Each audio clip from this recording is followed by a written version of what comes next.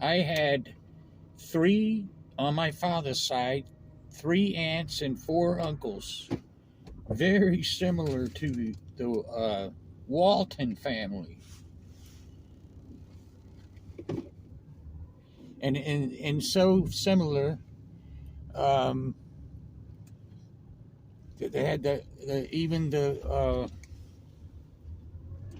ages. There was Uncle Bill, born 1909, and then it's just like, they were spaced out. Then a girl, or yeah, the next one was a Aunt Edna maybe, or Nell.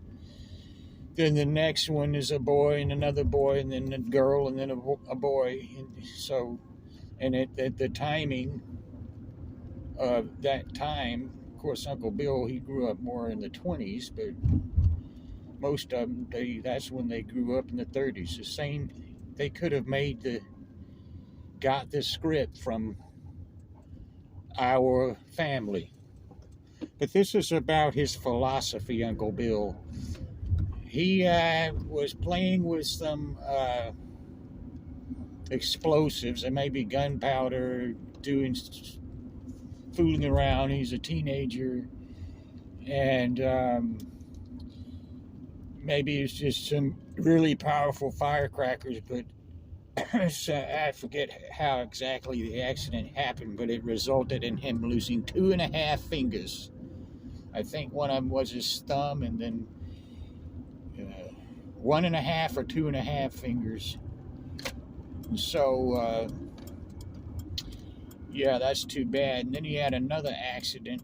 He went out west, and he was maybe he was painting the house. He was doing something up on a ladder, and he fell and landed on his side. So that would, and he had he couldn't hear out of one of his ears for the rest of his life. And then so he's really messed up. So he had every right to, well, I guess maybe that's why he didn't go to World War One. If he seems like he was eligible if he was born in 1909. World War One started. Well, no, he was too young. 1909. 1910. It could have been 1910 World War. We got involved in 1920, didn't we? 1918. No, he was too young. What am I talking about? So,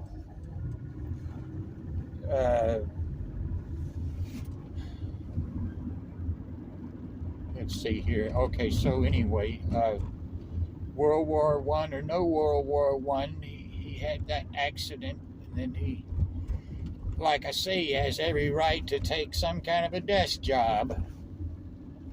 And he went on to marry a woman, and they had 3 children.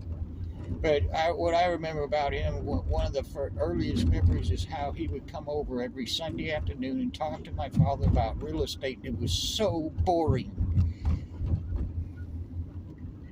Just to me, just boring. I just didn't understand it, and it was boring, and I just thought he was a boring person. But later in life, he would just do things to make you laugh. And but this was his philosophy. I always remember this.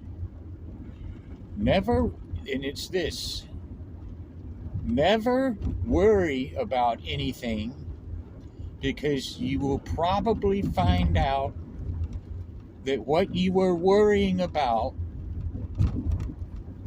that eventually you will discover there was never anything to worry about.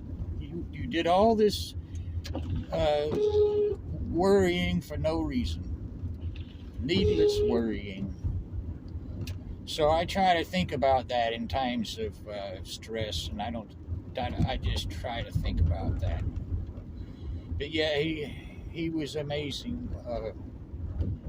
How he would take us fishing, and I just remember laughing at him all the time. And yeah, sometimes we'd even catch some fish. So that's a very important thing to remember about the stressing. It could very well turn out, often it will, that you just never even had anything to stress over in the first place. So why even, as messed up as times are, why even consider worrying about anything? That's the story for the day, the story of Uncle Bill